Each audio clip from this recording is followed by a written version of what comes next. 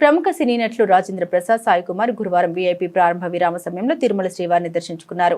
ఈ సందర్భంగా ప్రత్యేక పూజల అనంతరం మొక్కులు చెల్లించుకున్నారు. ఇద్దరికి రంగనాయకుల మండపంలో అర్చకులు తీర్థప్రసాదాలు అందించి వేద ఆశీర్వచనం అందించారు. వారు ఆలయం బయట అభిమానులతో ఫోటోలు దిగారు. తిరుమలలో భక్తుల రద్దీ కొనసాగుతుంది. బుధవారం వివిధ ప్రాంతాల నుండి వచ్చిన భక్తులతో 27 కంపార్ట్మెంట్లు నిండిపోయాయి. టోకెన్ లేని భక్తులకు 10 గంటల్లో సర్వదర్శనం అవుతుందని టీటీడీ అధికారులు వివరించారు. స్వామివారిని 78,067 మంది దర్శించుకోగా 31,158 మంది తలనీలాలు సమర్పించుకున్నారు.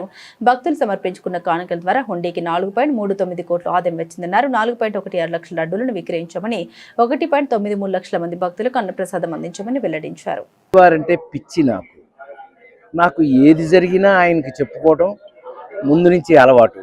మరి ఇప్పుడు పద్మశ్రీ ఆయన ఇప్పిస్తే ఆయన కృతజ్ఞతలు చెప్పాలి కదా. నేను మినిమం కదా, అది నా బాధ్యత కదా. ఆయనే పద్మాసనుడు, ఆయన ఇప్పించింది కాకపోతే నాకంత సీనే ఉంది. మీ అందరికీ తెలుసు. ఏది ఏమైనా ప్రపంచంలో ఉన్న మీరందరూ కూడా, ఇప్పుడు నన్ను చూస్తున్న వాళ్ళందరూ కూడా పేరు పేరున ఈ అవార్డు మీకే చెందుతుంది. ఎందుకు అనంటే మీరు నన్ను చూసి వల్ల ఆ స్వామివారి దయ కుదిరింది నాకు. ఇవాళ నేను పద్మశ్రీ మీ అందరి తరఫున.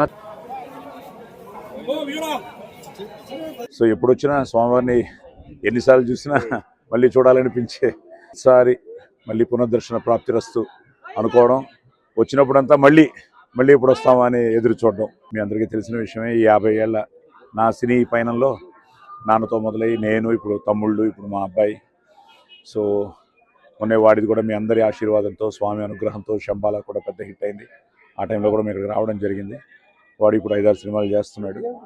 అలాగే నేను ఇప్పుడు చాలా మంచి ప్రాజెక్టులు, ఈ జూలై నుంచే చాలా సినిమాలు రిలీజ్ అవబోతున్నాయి. ఇప్పుడు రవితేజతో ఇరుముడి అని, అది ఆగస్టులో అయ్యప్ప బ్యాక్డ్రాప్లో చేసిన సినిమా, చాలా మంచి సినిమా.